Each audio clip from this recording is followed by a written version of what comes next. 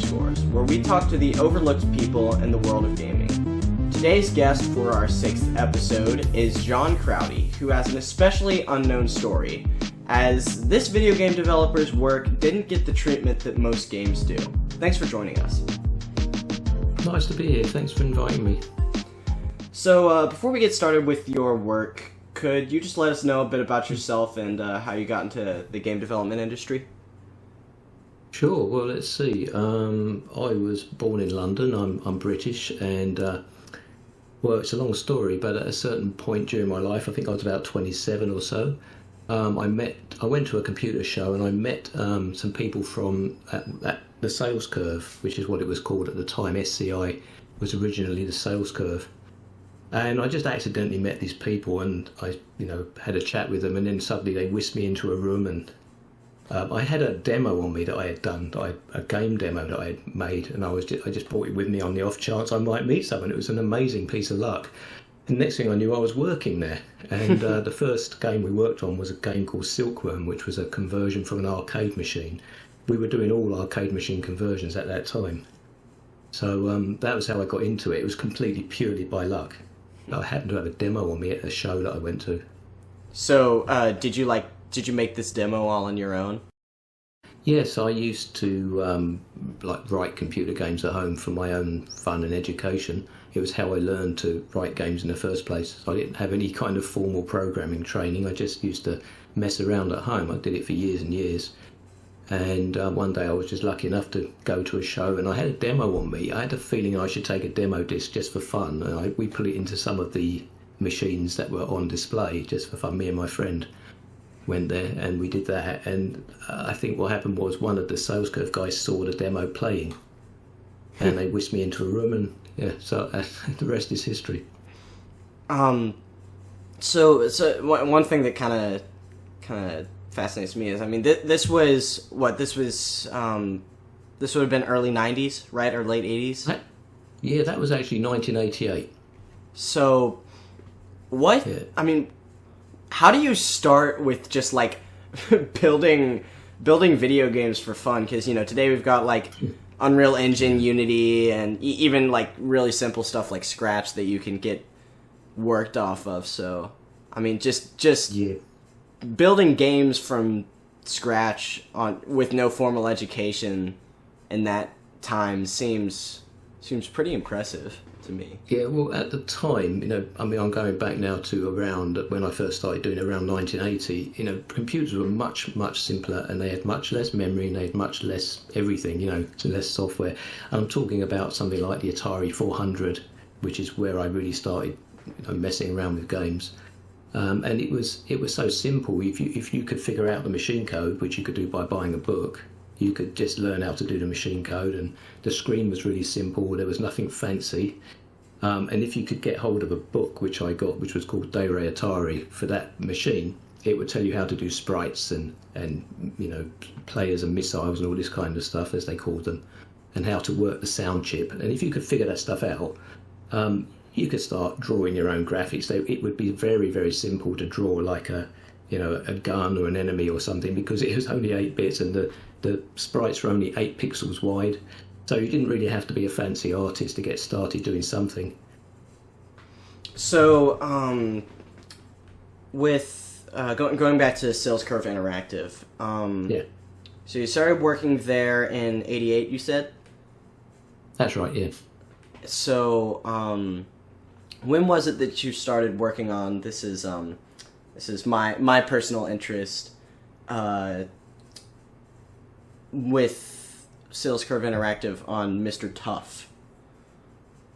That would have been around, I think that was at the beginning of 1993, or maybe late 92, early 93 we started on it. And so, I had been working there since 88, and I had just learned to program the Super Nintendo, the SNES, and this was my second game. Mr. Tough was my second game on that platform.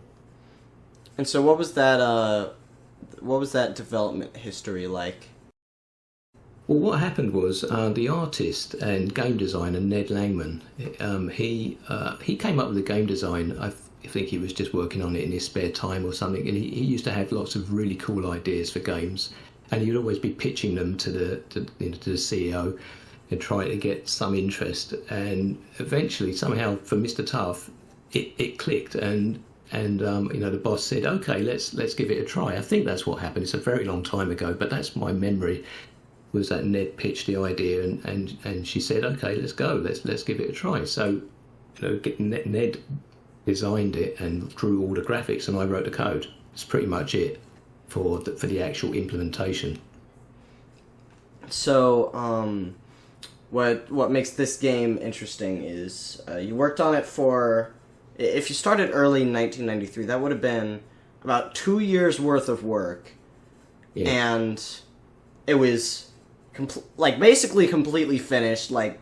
It's missing some small features, but as a whole, it's a very playable game. And all of a sudden, before its release, it just gets canceled. So, what was that like for you and Ned Langman with that many years of work, just that much work putting into that game being canceled just like that? Yeah, we were pretty disappointed. I actually don't remember how I felt, but I'm pretty sure it wasn't good. At the time when it got cancelled, we had basically finished, but I had already left the company to go and work for another company, and so I didn't have as much sort of interest, but I was still quite upset, that all our work was never going to see the light of day. So why do you think Mr. Tough got cancelled? Well, I think it was to do with how long we took to do it. I think it's to do with the way the console market was going at the time. I think by the time we finished it, which was like 2 years after we started, everything had changed. You know how quickly the industry changes with games and computers and tech. And I think what happened was it got to the point where the people in charge thought that it probably wasn't going to make any money because it cost such a lot of money to publish. They were probably worried that it would not make enough money back if they actually went ahead and published it, because the interest in the SNES was sort of drooping. There were new consoles coming out like PlayStation and stuff like that, and I think people were moving over to those. And I guess they were just frightened of burning too much money and not getting any return. Yeah, I mean, PlayStation, Game Boy. Game Boy had been around for a while, but they were at the time they were making like 50 different variations of it. N64 was dawning, so it does make sense why it might be canceled. Doesn't make it sting any less, though. So it is funny, though. Like you said, it shouldn't have seen the light of day. That should have been the end of the story. Like that work, game completely finished, gets shut down unexpectedly, and nobody ever sees it. It's like a lost media piece. But somehow in the early 2000s, it got leaked. The prototype got leaked, but two of them actually. There were two builds: the 0.9 build and the 1.0 build. But even though it wasn't mass produced like what was originally planned, is it still somewhat rewarding to see that some people are still seeing this game and recognizing that work? Yeah, it was actually quite amazing. The actual ROM images got leaked, and they can be played on the emulators. And I think I found it on YouTube. People were actually playing it and making videos and putting them on YouTube. And I was actually really happy to see it, that it got out. I don't know how it did. I still don't know who did it, who somehow leaked it. I'm never going to find out.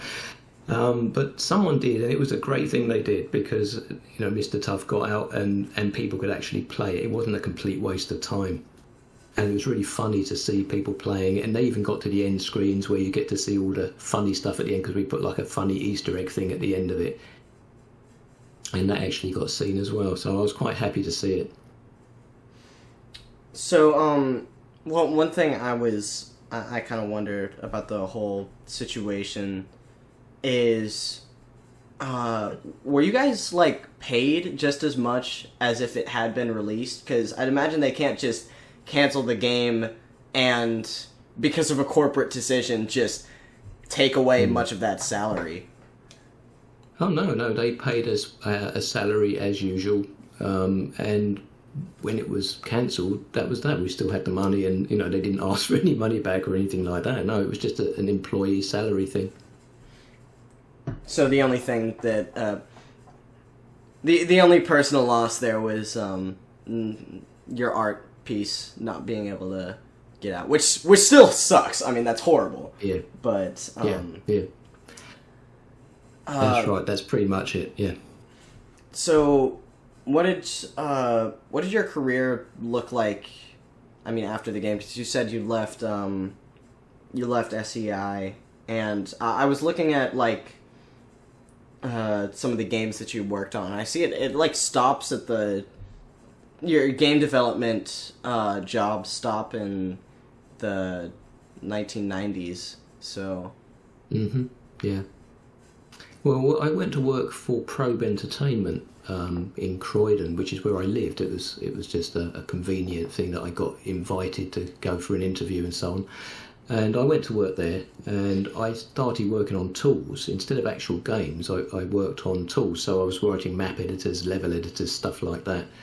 And we worked on Die Hard Trilogy. That's the first one that I remember. It's such a long time ago, but I found that I enjoyed writing the tools and utilities more than actually writing the games. And so I got into that. But what happened was I went to live in Finland because of other reasons, nothing to do with work. I just went to live there. And at a certain point, I think Probe got bought out by an American company, and the American company just said, "There's this guy in Finland, get rid of him." And I just lost my job just like that. Wow. And that was it. I was out of games at that point, and I had to find other work, and I worked in a TV factory, and then I started teaching English as a foreign language and stuff like that. And eventually, in 2004, I found a job programming again, and I'm still working for the same company. The software we work on is called Rhinoceros. It's a 3D modelling and rendering program. So I work on Rhino, and I've been doing that for the last 20 years. Awesome.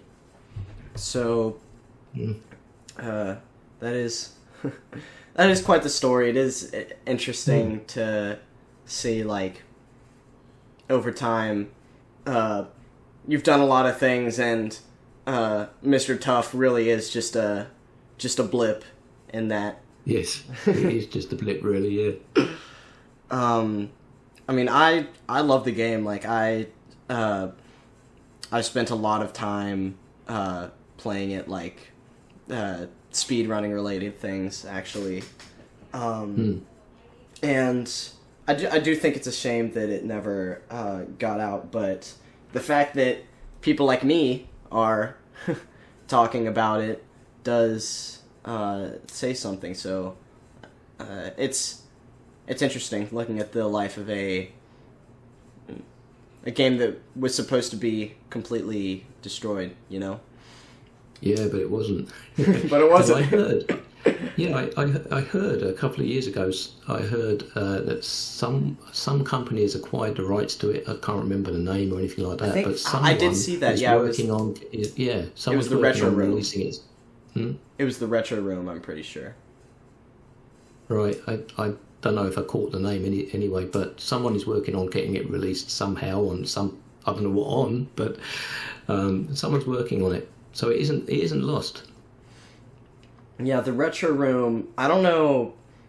I don't know about the whole, like, the entire way that it works. Like, how do you buy the rights to a game that was abandoned 30 years ago by a company that got, like, bought out?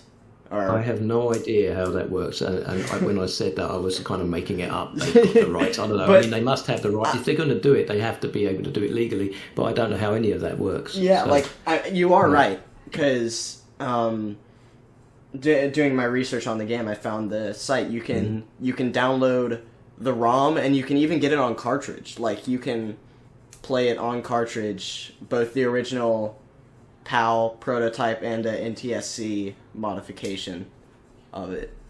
So. Oh, really? Okay. Yeah. So. I didn't know. What's the cartridge for? Is it? What would that be for? Like, you can actually put it into your Super Nintendo and play it on your Super Nintendo rather than just through an emulator. Right, if you still have one. I thought that was a really long dead console. It is like, it doesn't get support anymore, obviously, but we still have a Super Nintendo. Like, our family does. My parents had one, or my mom had one growing up and took great care of it, and it still works. I have a lot of fond memories playing old Super Nintendo and Nintendo Entertainment System games. So. Yeah. So one thing that you and Ned Langman did together, as you mentioned earlier, was you put like all the enemy names in the credits, and you seem to be pretty fond of those. Yeah. That's the funny sort of Easter egg thing at the end. When you beat the whole game, when you finish beating the final boss, it lists all the enemies and all their names. Because every little character that you see on the screen has got a name that we gave it. And it lists all these names, and they're all really kind of crazy. Some of it's sort of like Python-esque, like Monty Python names. We've got things like, there's a bunch of different fish characters, and one's called Halibut and one's called Cod. I think there was one that's called Bogart as well. There is one that's called Bogart, because whenever you touch it, it just says Bogart on the screen. It's Bogart, that's exactly right, yeah. There's like, some of them are stupid names like Fake Bear and stuff like that. And Accidental Dennis I don't remember which one that is, but one of them's called Accidental Dennis. And there's these little pink characters that pop up, these little pink mice, they're called Puntete, which is a whole thing that we had going in the office. We used to have all these pink mice on our desks, like these little mascots. And we just called them Puntete, but it's just a silly name, but that's what we called them. And that ended up in the game as well, that little mascot thing. But yeah, there's I don't know, 20 or 30 different. I can't remember now. I think there was a moon that appears. It's called Murin or something like that. And then all the bosses are called things like Mr. Blister and Mr. Mina, and there's another Mr. Tough character. If you play two players, I think there's Mr. Firm. I think the other character's called Mr. Firm. So there's Mr. Tough and Mr. Firm. Yeah, there's a whole bunch of funny stuff in there if you can get through to the end of the game and see it listed up on the screen. Okay, thank you so much, Mr. John Croudy, for being here on another episode of Underscores. This podcast is produced and hosted by me, Sam Underscore. If you have questions, suggestions, or want to be on a future episode of Underscores, you can contact me at samandrews0808@outlook.com. Intro and outro samples Slingshot by Krista Workson. You can listen to his music on Spotify or download it for free on Bandcamp. Thanks for listening.